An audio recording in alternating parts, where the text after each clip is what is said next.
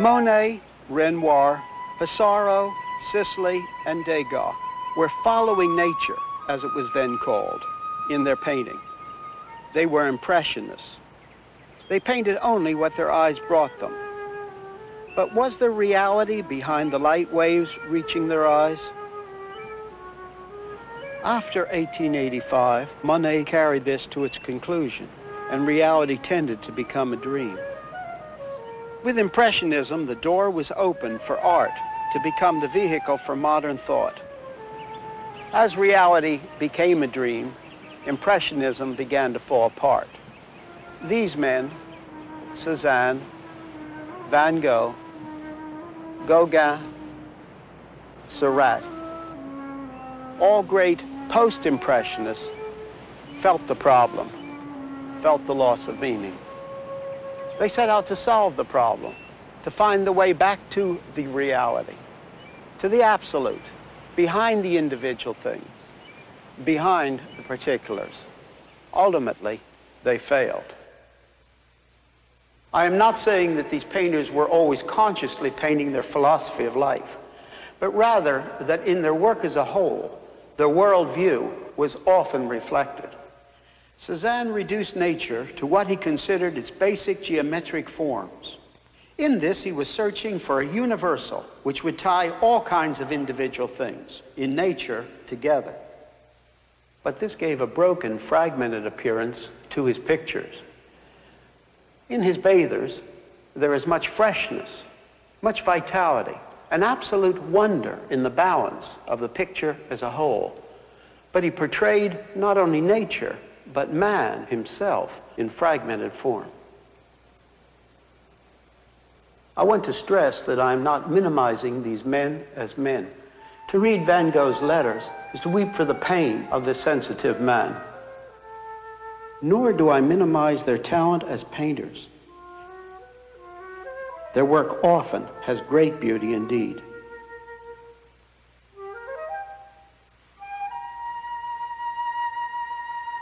But their art did become the vehicle of modern man's view of fractured truth and life.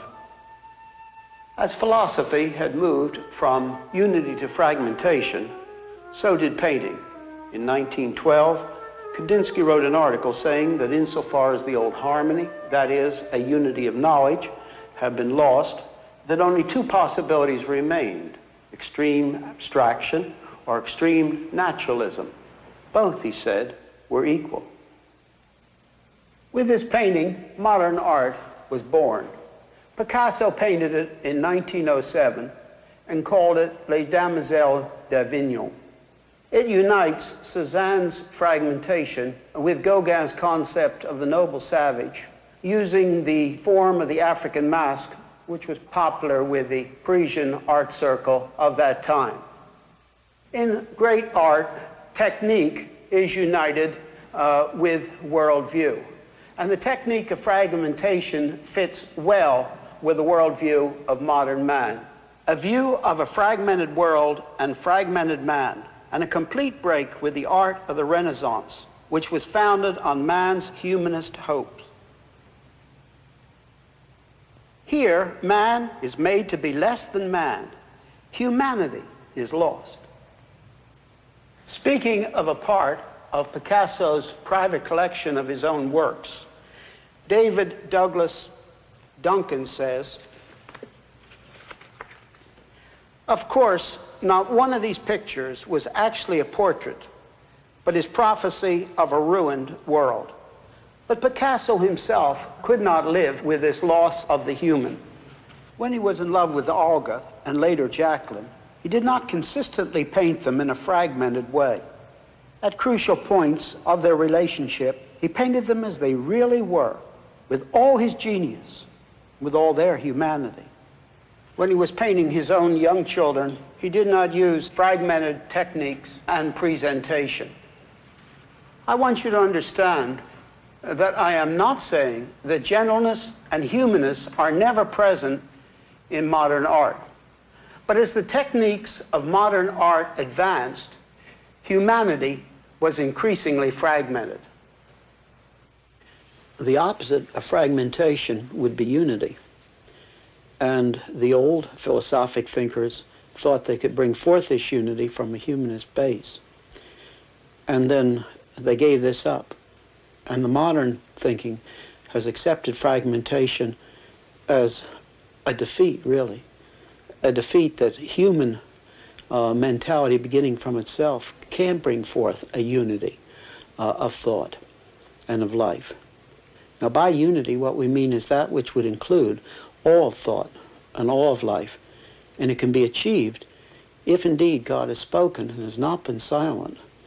And in giving us the facts that man couldn't find for himself, there is a unity inside of which all that marvelous diversity, which then man can study, has a unified place, whether it's in knowledge or in values and in life. It was Dadaism which carried the concept of everything being matter of chance to its logical conclusion of the ultimate absurdity of everything, including humanity. This is Marcel Duchamp's Nude Descending a Staircase. Duchamp perhaps understood most clearly and consciously the absurdity of all things, including man, on the basis of modern man's worldview. Here he carried fragmentation further. The human being disappeared completely. He realized that this absurdity of all things included the absurdity of art itself. This is one of his ready-mades. He took any object near at hand and simply signed it. The philosophers from Rousseau, Kant, Hegel, and Kierkegaard onward had given up a hope of a unity of life and of knowledge, and had come to a fragmented concept of reality. Then the painters painted that way. However, the artists, being sensitive men, came more quickly to the understanding of what the end of this view would be, and that is that all things are absurd.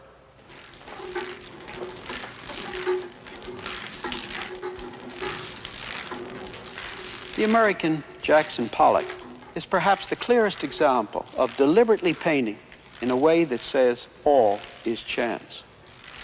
This is how Pollock went about creating some of his art. Thus his paintings were a product of chance. But wait, is there not order in these lines of paint? Yes, because you see, it is not really chance that shaped his canvases. The universe is not a random universe. It has order. The movement of this swinging can of paint follows the order of the universe itself. The universe is not what these painters said it is. It was a bankrupt humanistic philosophy which first taught that reason leads to pessimism and that optimism is only to be found in the area of non-reason. This basic idea filtered down to art, and then to classical music, and later to popular music.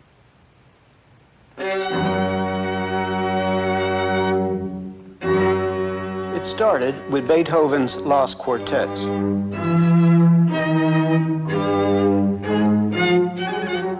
You could not call these modern, but there was a shift from the previous music.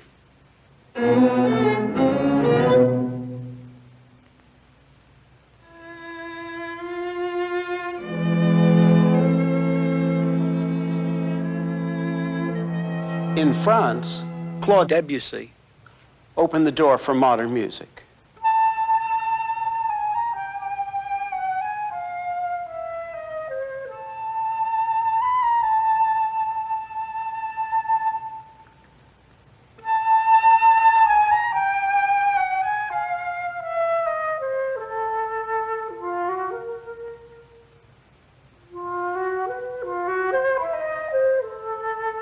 Many of us have a profound admiration for his music and enjoy it very much indeed. But Debussy did open the door, not to non-resolution, as the German composers did, but to fragmentation, a fragmentation parallel to the fragmentation in painting. A fragmentation which was a great influence on almost all the following composers of classical music, as well as the later forms of jazz and rock.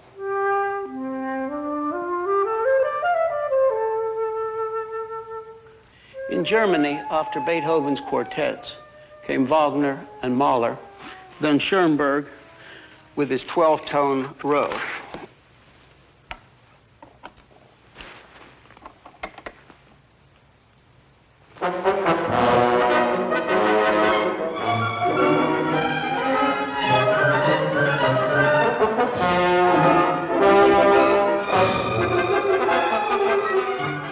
Here's perpetual variation, but never resolution.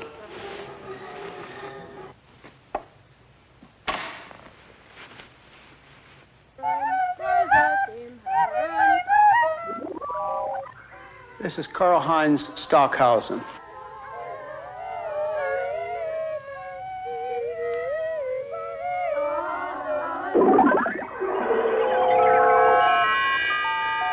You're listening to the published score of electronic music. Concern with the element of chance was part of Stockhausen's work. This ties him in with John Cage.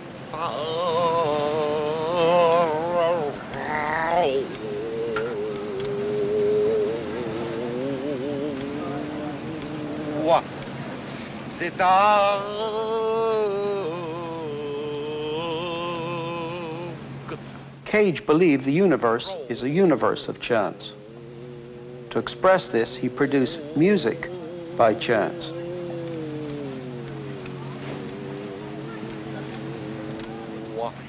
Cage's music turned out to be sheer noise.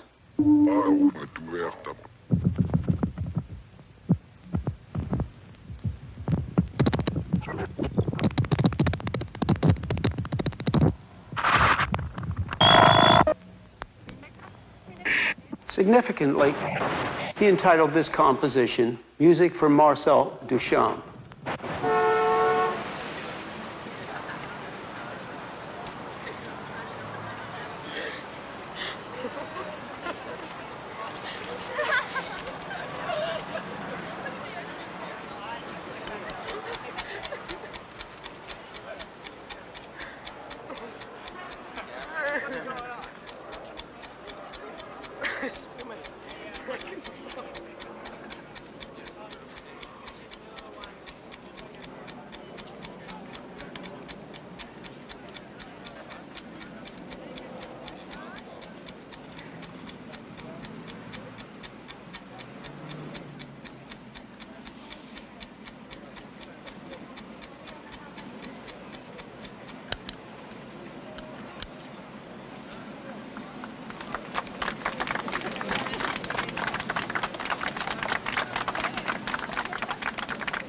John Cage was another one who could not live with his concept of a chance universe because it does not fit the universe which exists. Cage was an expert in the knowledge of mushrooms. He himself said, "I became aware that if I approached mushrooms in the spirit of my chance operation, I would die shortly."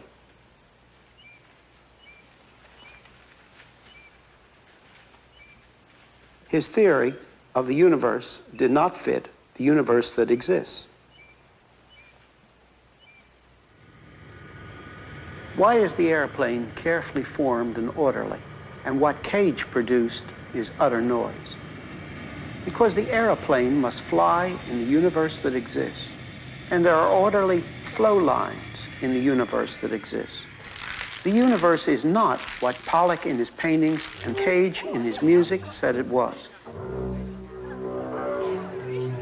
And because Cage's music does not fit what man is either, it had to become increasingly spectacular to keep us interested.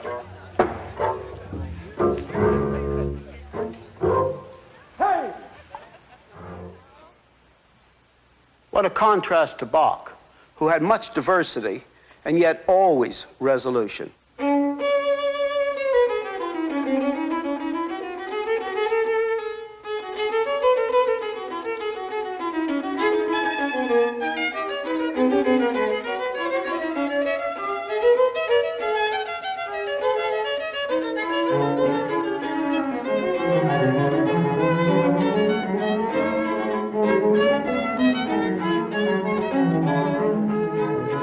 Bach as a Christian, believed that there was resolution for the individual and for history. As the music that came out of the biblical teaching of the Reformation was influenced by that worldview, so the worldview of modern man shapes modern music.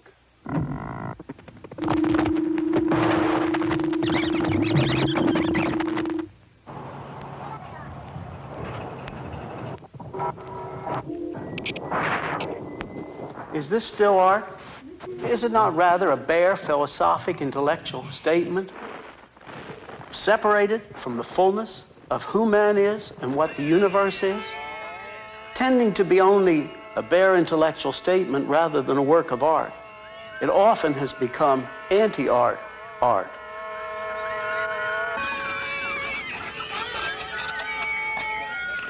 After philosophy, art, and music, poetry, the novel, and drama became the vehicle for these ideas. In the English-speaking world, T.S. Eliot's The Wasteland came first. Le prince d'Aquitaine à la tour abolique. These fragments I have shored against my ruin. Why, then I'll fit you. Hieronymo's mad again. Data, dayadvam, damyata. Shanti, shanti, shanti. You see, he matches a fragmented message with a fragmented form of poetry. Just as Picasso opened the way for a fragmented concept of life in Les Demoiselles d'Avignon, so fragmented poetry in the English-speaking world began with T.S. Eliot's Wasteland. Later, Eliot became a Christian, and his form of writing changed from that of the Wasteland. More and more, philosophy was expressed, not as formal statements of philosophy as such, but rather in the novel and other art forms.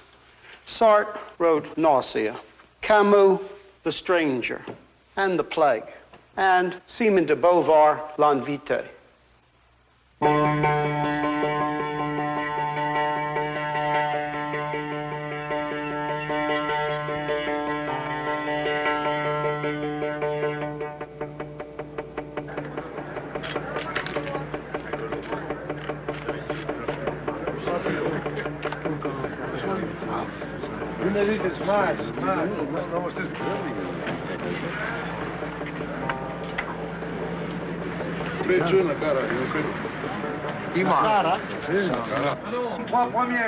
In the 60s, many of the basic philosophic statements were made through the cinema.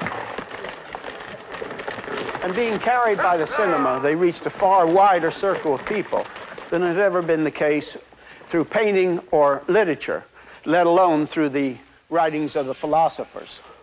Among these films were Silence and the Hour of the Wolf by Bergman, Juliet of the Spirits by Fellini, Blow Up by Antonioni, Belle de Jour by Buñuel. They showed pictorially and with great force what it is like if people are only machines, and also what it is like if people try to live in the area of non-reason.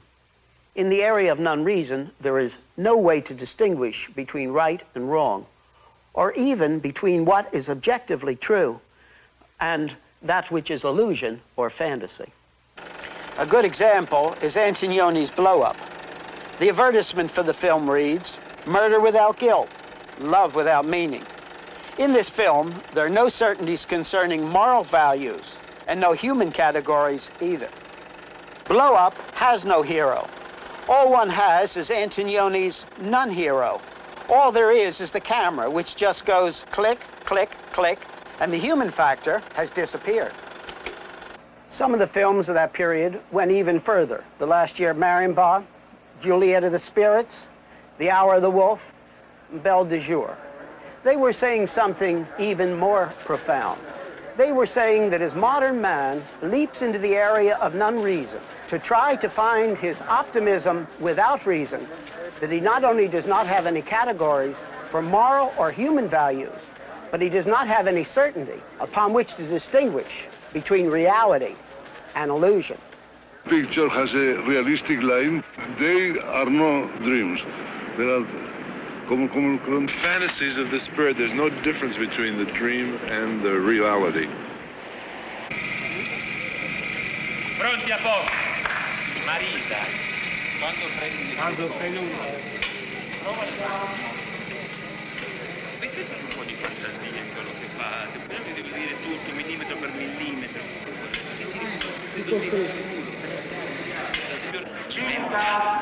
E là.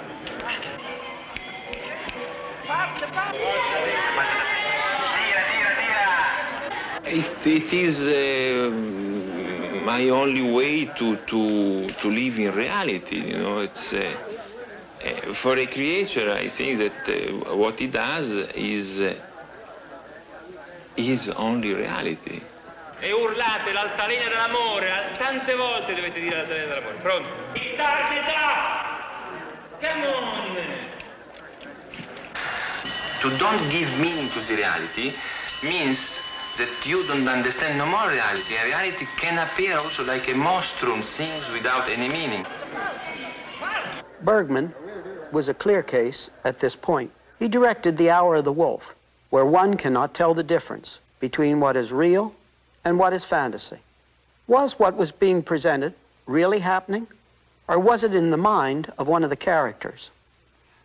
If people begin only from themselves and think that they live in a universe in which there is no personal God to speak, a universe such as Bergman indicated in his film Silence, then they have no final way to distinguish between reality and fantasy or illusion.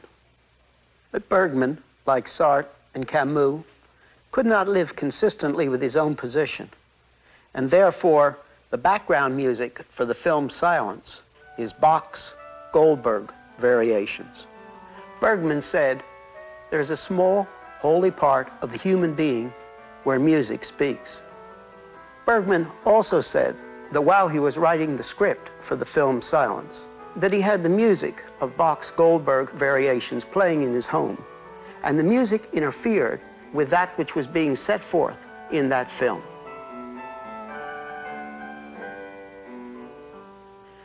The Christian knows why music speaks. He knows the people are not a product of chance.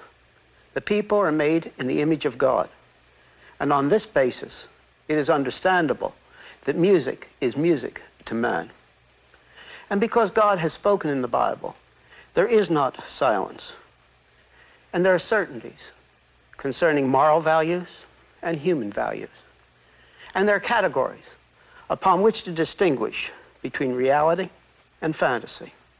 For the people with the humanist position, this is not so. Within the humanist position, there is no base for knowing. Christianity is not romantic. The Bible's not romantic about man. Man is seen as fallen. Man is seen as rebellion.